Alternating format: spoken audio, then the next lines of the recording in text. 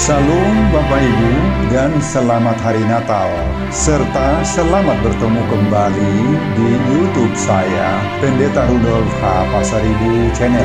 Dengan dan lewat channel ini, saya komit untuk senantiasa menyebarkan pengajaran firman Tuhan.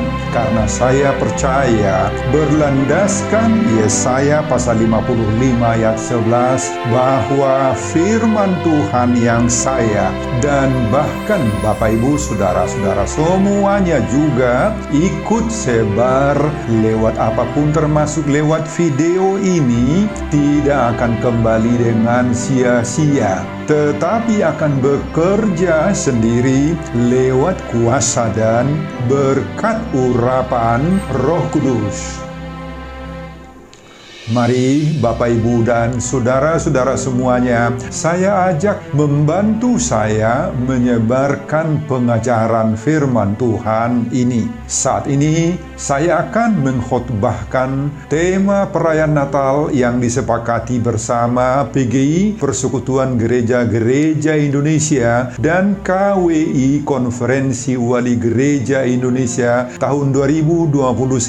Diikat oleh tema Cinta Kasih Kristus yang menggerakkan persaudaraan, didasarkan pada 1 Petrus pasal 1 ayat 22.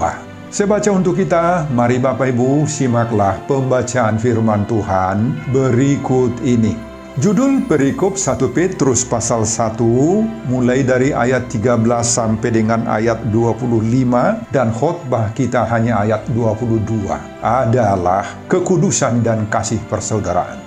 Karena kamu telah menyucikan dirimu oleh ketaatan kepada kebenaran, sehingga kamu dapat mengamalkan kasih persaudaraan yang tulus ikhlas. Hendaklah kamu bersungguh-sungguh saling mengasihi dengan segenap hatimu. Dalam bahasa Batak Toba dituliskan, Payas hamuma rohamuna, marpanguluyo dihasitongan, mangeahi haholongon na somarlauk didongan, asa marsi haholongan si tutuhamu, sian nasaroha. Bapak Ibu dan saudara-saudara, pada saat saya menayangkan khotbah perayaan Natal bersama PGI dan KWI tahun 2021 di YouTube ini, kita masih berada dalam suasana masa-masa raya Advent, penantian akan tibanya suasana Natal. Namun, karena khotbah ini diperuntukkan buat perayaan Natal bersama PGI, Persekutuan Gereja-Gereja Indonesia, dan KWI, Konferensi Wali Gereja Indonesia tahun 2021, maka izinkan saya menyapa Bapak Ibu dan saudara-saudara dengan ucapan Selamat Hari Natal buat kita semuanya. Semoga damai sejahtera Natal merayakan kelahiran Tuhan Yesus tahun 2021 ini memberi kita sukacita yang sempurna. Saudara, kalau kita merayakan Natal, apa gerangan yang paling utama yang harus kita syukuri? Apakah hanya karena ini merupakan pesta atau perayaan besar sehingga kita harus bersuka cita? Natal adalah suatu perayaan besar untuk mensyukuri betapa Tuhan mengasihi dunia ini, mengasihi kita masing-masing, saya, Bapak Ibu dan saudara-saudara, kita semuanya, mengasihi gereja-gereja kita dan siapa saja ciptaan Tuhan yang memiliki hidup. Itu sebabnya Yohanes pasal 3 ayat 16 nats yang selalu kita dengar dalam perayaan Natal mengatakan, karena begitu besar kasih Allah akan dunia ini, sehingga Tuhan mengaruniakan anaknya yang tunggal itu. Bapak Ibu dan saudara-saudara, bahasa Yunani yang dipakai dunia ini adalah ton kosmon, artinya earth, world, the whole universe, seluruh alam semesta. Kalau kepada ton kosmon ini saja sudah begitu besar kasih Allah, apalagi kasih Allah kepada kita, kepada Bapak Ibu dan saudara-saudara. Kita ini adalah imago Dei, serupa dan segambar dengan Allah. Makanya Yesus atau Allah itu mau lahir sebagai manusia, dan Dia juga mau mati untuk manusia. Saudara, di saat merayakan kasih Allah yang begitu besar kepada seisi bumi ini, PGI, Persekutuan Gereja-Gereja Indonesia, dan KWI, Konferensi Wali Gereja Indonesia, mensepakati tema perayaan Natal di tahun 2021, yakni cinta kasih Kristus yang menggerakkan persaudaraan didasarkan kepada 1 Petrus pasal 1 ayat 22 tadi. Saudara, mari kita masuki konteks kehidupan si penerima surat Petrus ini. Surat ini ditujukan oleh Petrus kepada para perantau pendatang yang tersebar di berbagai-bagai tempat, seperti di Pontus, di Galatia, di Kapadokia, di Asia Kecil, dan Bitinia, menurut pasal 1 ayat 1. Bagaimana kehidupan mereka saat itu?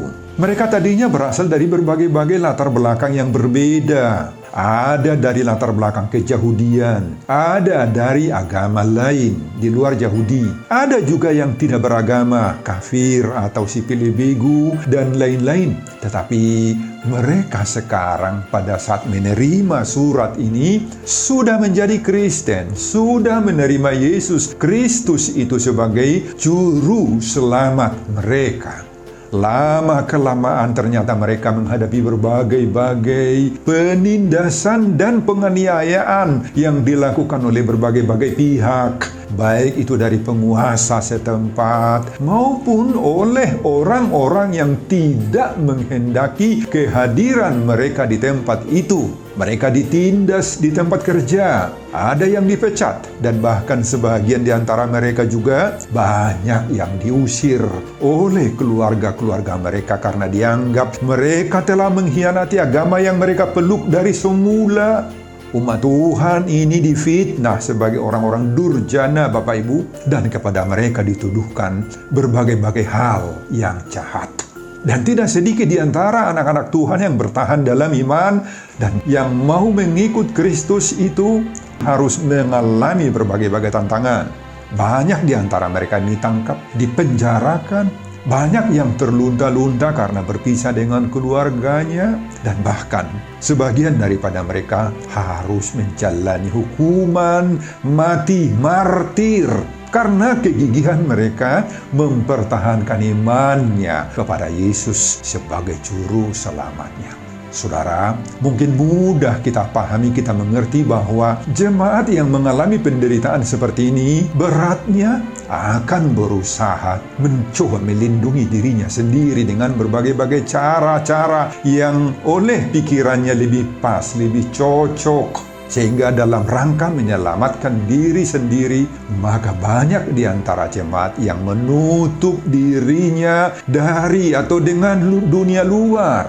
Termasuk banyak di antara mereka yang menjaga dirinya agar tidak perlu ngumpul-ngumpul, tidak ada ibadah bersama, tidak ada pertemuan-pertemuan, dan melakukan lockdown dulu menurut istilah kita yang keren sekarang ini, menutup diri dulu. Dan banyak di antara anak-anak Tuhan itu, Bapak Ibu, yang goncang imannya. Saudara, semua ini menyebabkan praktek kasih persaudaraan di antara sesama mereka itu menjadi tertutup.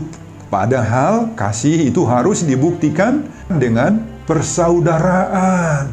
Ya toh? Inilah yang terganggu di jemaat penerima surat ini. Kasih persaudaraan yang terbina selama ini menjadi pupus. Mereka sangat-sangat dihantui oleh perasaan takut dan khawatir.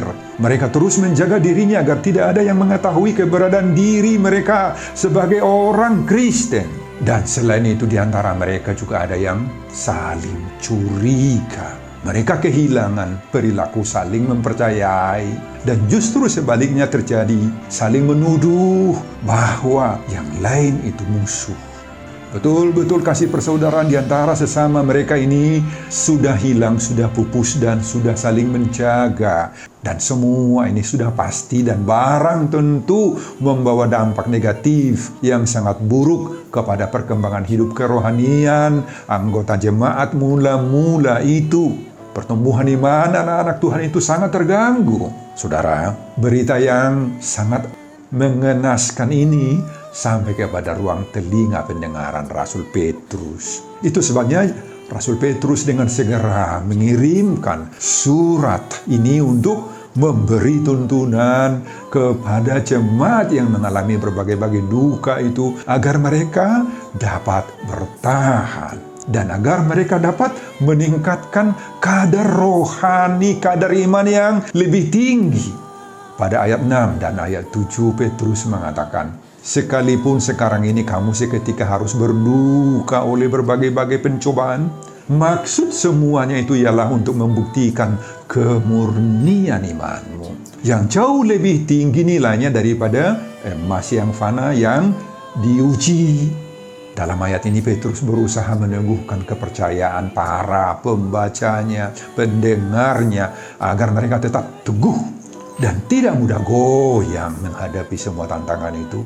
Petrus mengajak anak-anak Tuhan itu agar tetap tabah, sabar dalam menghadapi segala jenis penghambatan dan mengingatkan mereka bahwa semuanya itu ialah untuk membuktikan, memurnikan iman mereka. Selanjutnya, Petrus menghimbau jemaat di perantauan itu pada ayat 14 sampai ayat 20 agar mereka hidup sebagai anak-anak Tuhan yang taat dan jangan turutilah hawa nafsu dan hendaklah menjadi kudus sebab Allah kita itu kudus. Petrus juga menyadarkan mereka bahwa hidup ini sangat tinggi kadarnya, nilainya, karena telah ditebus dengan darah yang mahal, yakni darahnya Kristus Yesus.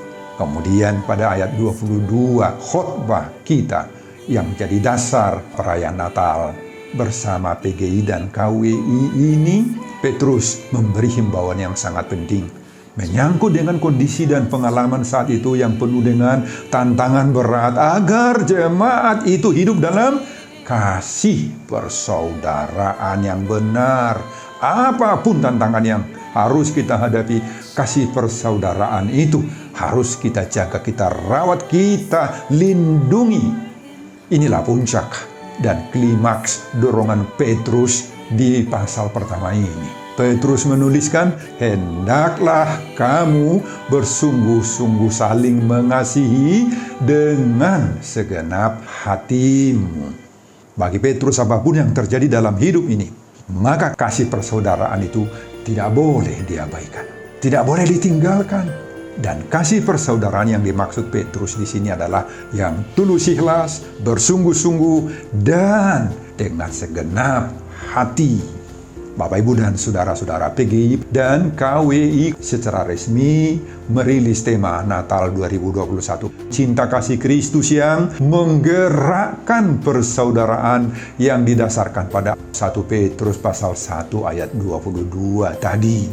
Saudara, tema ini dilengkapi dengan sebuah poster gambar seseorang yang memakai baju berwarna coklat yang sedang dirangkul oleh tangan seorang yang memakai baju terlipat dengan berwarna putih. Ini menggambarkan kondisi pandemi tahun 2021. Di sana nampak seperti ada anak kecil yang menangis, seorang ibu yang sedang menggendong anak karena kelaparan, kejahatan seseorang karena himpitan ekonomi, dan lain-lain. Banyak gambar-gambar yang tertera di gambar itu meski samar-samar. Selain itu, Bapak Ibu, gambar itu juga menyiratkan keresahan rakyat kecil seperti pemulung, pengemis, serta kematian yang mempaparkan banyak manusia di tahun 2021. Inilah kondisi dan realitas kehidupan kita di tahun 2021 ini, di mana beragam kondisi sulit yang terjadi di Indonesia akibat pandemik COVID-19.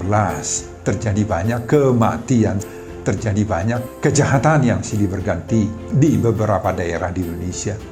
Penyakit ini juga menyebabkan munculnya kondisi-kondisi kesenjangan sosial di tengah-tengah masyarakat, Nah, disinilah Bapak Ibu, PGI dan KWI menggarisbawahi pentingnya kasih persaudaraan sesama kita saat ini. Saudara, itulah intisari dari khotbah kita di perayaan Natal bersama PGI dan KWI yang diikat oleh tema Cinta Kasih Kristus yang menggerakkan persaudaraan, didasarkan pada 1 Petrus 1 ayat 22. Apa pengajaran khotbah ini bagi kita saat kita merayakan Natal 2021 ini? Mari kita lihat. Pertama, mari kita jaga dan pelihara kasih persaudaraan. Saudara, apa itu kasih persaudaraan yang dimaksudkan oleh Petrus? Kata kasih persaudaraan ini diterjemahkan dari bahasa Yunani, Philadelphia, yang berasal dari dua suku kata, phileo atau philia dan adelphos. Kata phileo atau philia berarti kasih yang diikat oleh persaudaraan dan pertalian hidup. Persaudaraan dan pertalian hidup ini bisa terjadi karena persamaan darah, persamaan marga, suku, persamaan agama, kepercayaan, persamaan pekerjaan, dan lain-lain. Dan kata kedua, adelphos, berarti brother, saudara, teman, sahabat karib. Saudara, kata kasih persaudaraan atau Philadelphia ini banyak digunakan, bahkan ditemukan dalam literatur tulisan-tulisan kekristenan. Itu berarti bahwa kata Philadelphia atau kasih persaudaraan ini sangat tinggi kadarnya, nilainya dalam kehidupan orang Kristen. Kasih persaudaraan ini dengan demikian merupakan ciri khas yang melekat dengan kehidupan kekristenan kita. Kasih persaudaraan ini merupakan karakter dan identitas kekristenan kita. Saudara, inilah yang diingatkan oleh Petrus agar jemaat mula-mula si penerima surat ini jangan lupa ini. Jangan mengabaikan kasih persaudaraan ini. Ini adalah harta karun kita yang paling mahal. Jangan dibiarkan rusak apalagi hilang. Menurut Petrus, banyak hal yang bisa merusak kasih persaudaraan ini, terutama oleh kondisi hidup kita.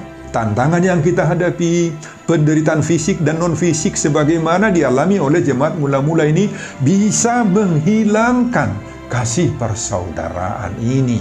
Kepemilikan kekayaan, banyak harta, materi, jabatan dan kedudukan atau pangkat atau status sosial ekonomis yang tinggi bisa saja mengaburkan kasih persaudaraan, membuat orang sombong, arogan, tinggi hati dan kehilangan kasih persaudaraan. Itu sebabnya Petrus mengatakan bahwa kasih persaudaraan ini harus dikuatkan lagi, diteguhkan lagi, dimeteraikan lagi dengan kasih versi baru, yakni kasih agape. Saudara, pada ayat 22 ini kita temukan dua kata kasih. Yang pertama tadi Philadelphia, dan kemudian diikuti dan diubah lagi oleh Petrus dengan jenis kasih yang kedua, agapao, dari kata agape. Agape inilah yang mengikat semua jenis kasih yang ada yang dikenal oleh manusia dan oleh orang Kristen. Saudara, ini penting sekali kita pahami. Kalau hanya mengandalkan kasih persaudaraan versi Philadelphia, maka kasih itu belum begitu kuat, mudah terganggu, bisa mengasihi, tetapi kasih itu hanya berpura-pura atau hanya mencari keuntungan saja. Bisa seperti kata pepatah yang mengatakan, ada ubi ada talas, ada budi baru dibalas. Berarti Bapak Ibu gak murni, bisa saja. Nah, Petrus menggarisbawahi bahwa kasih persaudaraan itu harus kita terapkan dan diperbaharui dan diikat oleh kasih yang kedua, agape, agapao, yang tidak berpura-pura, yang tidak munafik, yang rela berkorban, tidak melihat untung rugi di situ. Rela berbuat kebaikan tanpa balas jasa. Sungguh-sungguh saling mengasihi. Inilah yang kita butuhkan. Dan inilah kasih jenis sorga ini, dari Allah ini, dari Tuhan Yesus Kristus datangnya ini Bapak Ibu. Inilah yang diingatkan oleh perayaan Natal bersama PGI dan KWI di tahun 2021 ini bagi kita semua pendengar khotbah ini. sekalipun kehidupan kita di tahun 2021 ini diwarnai berbagai-bagai cobaan, ujian-ujian, penderitaan akibat berbagai-bagai hal. Banyak orang yang mengalami kelaparan, himpitan ekonomi, kematian yang mendera banyak manusia akibat pandemi coronavirus disease 19. Maka marilah kita meningkatkan kadar atau mutu kualitas kasih persaudaraan dari jenis Philadelphia, yakni kasih persaudaraan yang biasa saja, yang hanya diukur oleh persamaan darah, marga, agama, kepercayaan, dan sebagainya, ke versi yang baru. Apa itu? Kasih yang lebih tinggi, yakni agapao, agape, yang tidak pura-pura, yang tidak ada munafik-munafiknya, yang rela berkorban, yang tidak melihat untung atau rugi, yang rela berbuat kebaikan tanpa balas jasa. Jika hal ini sungguh-sungguh terwujud dalam diri kita, Bapak Ibu, maka kita akan mampu menjadi berkat bagi sesama kita, khususnya bagi orang yang menderita berbagai-bagai tekanan hidup, sakit, penyakit di sekitar kita. Amin, Bapak Ibu. Pelajaran kedua, agar kasih persaudaraan bertipe agape ini terwujud, maka perlu pembaharuan hidup. Saudara, Petrus memberi arahan kepada jemaat mula-mula bahwa kunci untuk mendapatkan kasih persaudaraan yang tulus, yang agapao itu adalah bahwa kita harus hidup dalam kesucian dan kebenaran Allah. Dua istilah yang dipakai oleh Petrus di sini. Kita hidup dalam kesucian dan kebenaran Allah. Sebab dengan hidup dalam kesucian dan kebenaran Allah ini, maka kasih yang kita terapkan itu akan meniru Yesus. Sungguh-sungguh dan tulus. Tidak akan munafik, tidak cenderung manipulatif yang terselubung dalam diri kita. Enggak. Tidak mengandung kecemburuan, iri hatinya, tidak ada dengki-dengkinya, amarah pun, perselisihan pun tidak ada di dalamnya. Itulah kasih agapao ini. Dorongan berbagai-bagai macam hawa nafsu tidak ada sama sekali dalam praktek kasih yang seperti yang diterapkan oleh Yesus. Saudara, untuk sampai ke tingkat kasih persaudaraan yang semurni itu, tentu saja tidak mudah toh, Bapak Ibu. Ini butuh perjuangan hidup, ini butuh keberanian. Kita harus mampu melawan diri kita, melawan hawa nafsu kita, supaya jangan timbul di dalam diri kita kecemburuan, iri hati, tinggi hati, dan sebagainya. Untuk tiba pada kasih persaudaraan yang demikian, maka diperlukan sebuah pembaharuan hidup yang dilakukan oleh Roh Kudus. Kita harus rela, Bapak Ibu, hidup dalam kesucian dan kebenaran Allah. Makanya pada ayat 23 disebutkan kita harus rela dilahirkan kembali, be born again. Bahasa Yunani yang dipakai anagenao, dari dua suku kata ana, again, dan genao, lahir, spiritual rebirth, kelahiran baru di bidang kerohanian. Saudara, kita teringat pada diskusi Yesus dengan Nikodemus pada Injil Yohanes pasal 3. Yesus mendorong Nikodemus agar mau dia lahir kembali dari atas, mau be born again. Dalam bahasa Yunani disebutkan genetenai anoten, lahir dari atas. Gennya, sifat-sifatnya, karakternya harus yang baru. Gen yang lama harus dirubah, dan yang baru harus turun dari atas, dari sorga. Jika sudah demikian, maka kita akan bisa menerapkan kasih persaudaraan yang murni, yang sungguhan, sebagaimana menurut pengajaran Petrus ini. Pengajaran yang ketiga, mari kita terapkan kasih persaudaraan di masa kini. Di masa kini, Bapak Ibu sekarang. PGI dan KWI merasakan bahwa kita sudah atau masih dan akan menghadapi lagi berbagai-bagai pergumulan dalam kehidupan kita ini. Kita masih akan terus menghadapi berbagai tantangan iman, tantangan ekonomi, tantangan politik. Kita masih akan terus menghadapi munculnya orang-orang yang menyalahgunakan jabatannya kemudian tertangkap tangan melakukan perbuatan-perbuatan jahat, korupsi, penipuan, pemerkosaan, dan lain-lain. Apalagi tantangan yang diakibatkan masih akan merebaknya terus pandemi virus disease 19 dalam berbagai-bagai variasi, dan belum tahu kita kapan akan berakhirnya, atau mungkin juga akan masih tetap menerpa kehidupan manusia di alam semesta ini di tahun-tahun berikutnya, khususnya kita yang ada di bumi Indonesia ini dari Sabang sampai Merauke. Makanya Bapak Ibu, membangun hidup persaudaraan pada masa kini menjadi hal yang sangat-sangat mendesak yang harus kita upayakan. Amin Bapak Ibu. Dan selain itu kita tidak dapat lagi menutup mata dengan realita yang ada di sekitar kita. Begitu banyak orang yang merindukan sentuhan tangan kasih kita. Mereka ada di samping kita, kiri dan kanan. Ada di tempat-tempat keramaian. Mereka menunggu kita di pasar, di mall, di emperan toko. Mereka sedang mengais sampah dengan harapan mendapat sesuap nasi untuk menyambung hidup ini. Mereka ada di panti-panti asuhan, di panti-panti jompo. Bahkan ada bersama kita saat kita beribadah di gedung gereja. Saudara, adakah tangan kasih kita sudah menjangkau mereka yang hidup dalam penderitaan kemiskinan dan kelaparan itu? Adakah perasaan kita terhentak memberi perhatian kita bagaimana membantu mereka? Atau justru telinga kita tertutup untuk mendengarkan erangan penderitaan mereka? Mata kita tertutup untuk melihat kebutuhan mereka? Saudara, khotbah perayaan Natal bersama PGI dan KWI 2021 ini mencoba menyadarkan kita kembali apa yang dikatakan oleh Yesus dalam Matius pasal 25 ayat 40 dan ayat 45. Aku berkata kepadamu, sesungguhnya apa yang kamu lakukan untuk salah seorang dari saudaraku yang paling hina ini, kamu sudah melakukannya kepadaku. Kemudian Amsal pasal 19 ayat 17 mengingatkan kita juga, siapa menaruh belas kasihan kepada orang lemah, memiutangi Tuhan yang akan membalas perbuatannya itu.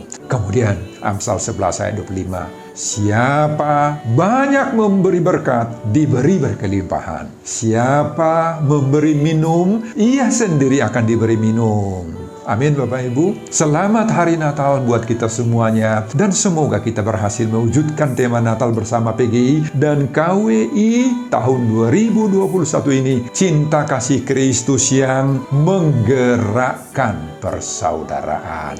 Sebelum saya mengakhiri khotbah ini kembali, saya mengajak Bapak, Ibu, dan saudara-saudara untuk membantu saya menyebarkan firman Tuhan khotbah perayaan Natal bersama PGI KWI tahun 2021 yang terambil dari 1 Petrus pasal 1 ayat 22 ini. Agar semakin banyak yang menghidupi tema perayaan Natal PGI KWI 2021. Cinta kasih Kristus yang menggerakkan persaudaraan. Termotivasi lewat video ini. Simak juga video-video khotbah saya yang lain agar Bapak Ibu dan saudara-saudara memiliki sentuhan dan pemahaman rohani yang semakin diperkaya. Buka di YouTube saya, Pendeta Rudolf H. Pasaribu Channel. Selamat merayakan Natal bagi kita di tahun 2021 ini. Tuhan Yesus memberkati kita. Salam Horas. Amin. Bapak, terima kasih untuk firman-Mu ini. Berkatilah firman-Mu ini Tuhan. Berkati khotbah ini. Berkati setiap jemaat yang mendengar khotbah perayaan Natal ini Tuhan. Semuanya ini saya peruntukkan demi kemuliaan kebesaran nama Tuhan. Di dalam nama Yesus Kristus saya berdoa. Amin.